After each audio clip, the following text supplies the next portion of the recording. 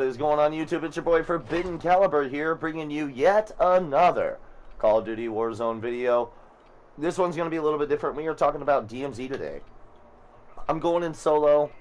I wanted to show you guys a brief run-through of DMZ solo when you drop in solo. So as you can see, I got a couple of missions run up there. They're nothing major. It's honestly not even anything that's a big deal. So what I do is I go in, I look at where I'm at. This is actually unfortunate that I'm here in the city, because the city is actually one of the busier places for DMZ, because there's AI everywhere in here. A good place to hit would be like this U.S. embassy.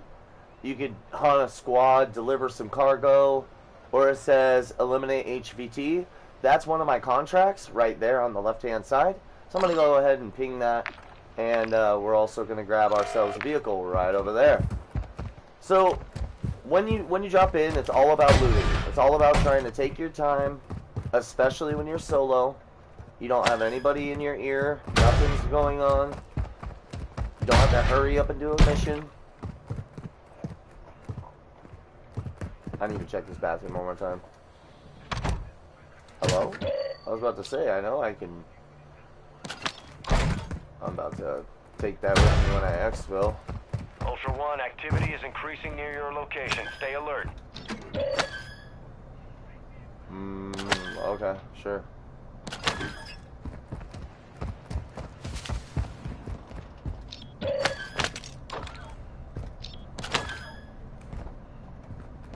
Okay. So, we are going to go over the pros that I have. I personally have never played a Tarkov or anything like that. So, I can only discuss this game and the experience I've had so far. I personally like the DMZ mode. I think it's a cool, different kind of way for you to get warmed up if you want to get warmed up. For you to figure out the map a little bit when you're ready for Warzone.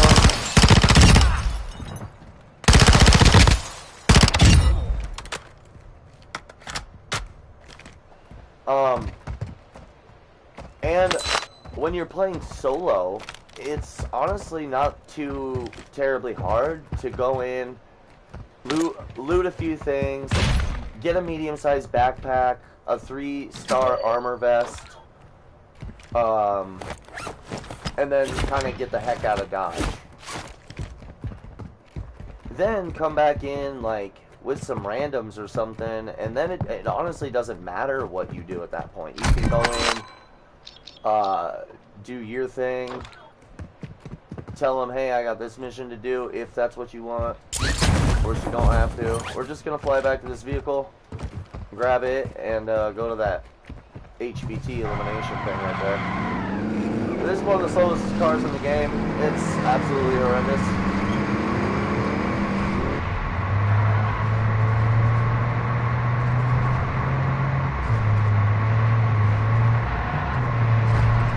What's up, buddy? What's going down?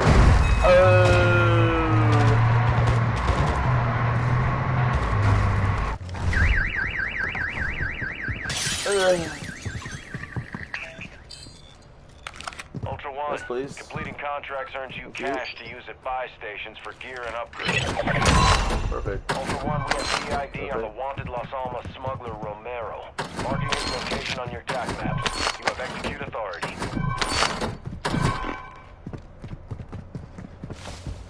Okay. So, we're gonna have to, unfortunately, take this dude out.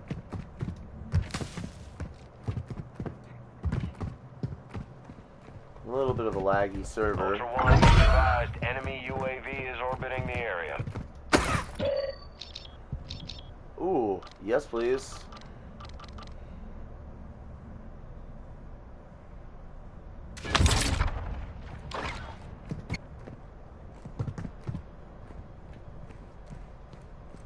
That's pretty cool. I need to try to figure out how to get up top. Elevator? Yeah. Let's do it. So, I've given you a little bit of rundown on everything, as far as what this mode is, what it's about. It's kind of like I feel like it's their version of Plunder, since we don't have a Plunder technically yet. I don't know if we're gonna get one or not, or if they look at the numbers and they see that hardly is down. Move in and confirm the kill. ID oh my confirmed god. on Romero. Yes, Transferring I will payment now. take this. Thank you. Yes, please. A 3-star attack? Yeah. Getting it.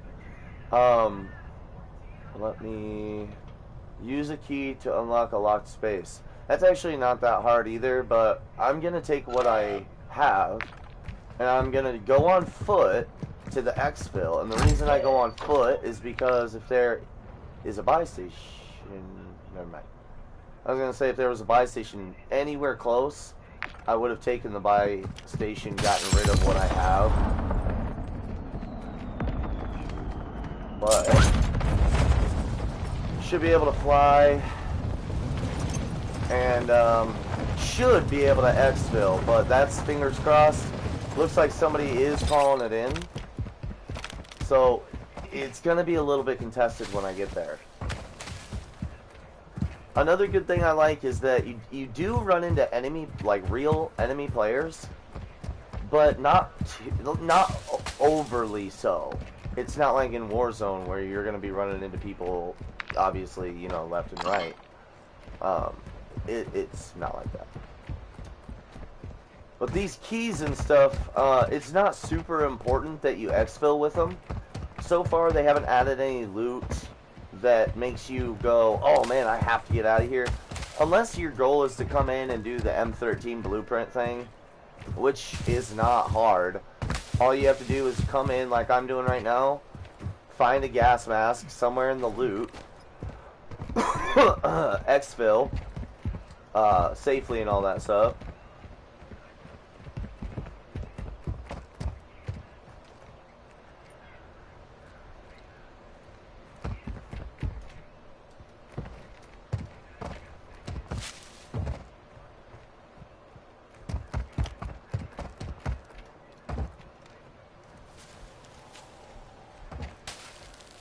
Ultra One, this is actual. Enemy UAV is active.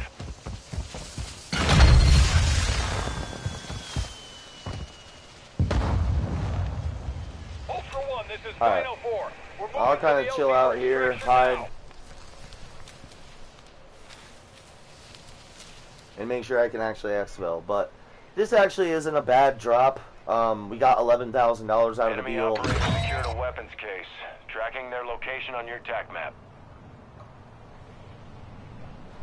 The weapons cases are cool.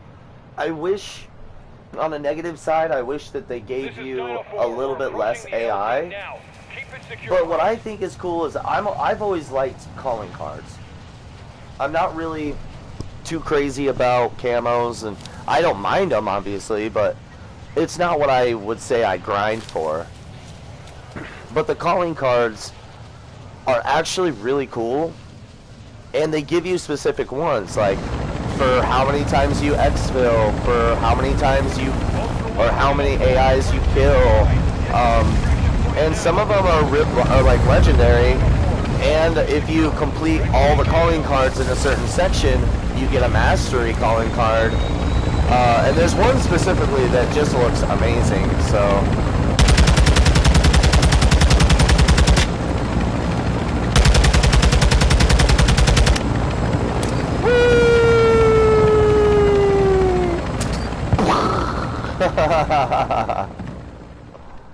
Alright. And yeah, that is the gist of DMZ. If you are playing with friends, what I would suggest is that you guys move together. Try not to go off on a tangent, because the AI will catch you off guard at some point. It may not be right away. You know, you may get comfortable and think to yourself, oh man, I'm pooping on this AI. They have different AI, and some of the AI it is no joke, and they shoot very well. So you just got to be careful, kind of pick and choose. If you are going to go in there and do something that is important to you, what I would suggest is taking an insured weapon. So that's what this tack is. This is my insured weapon.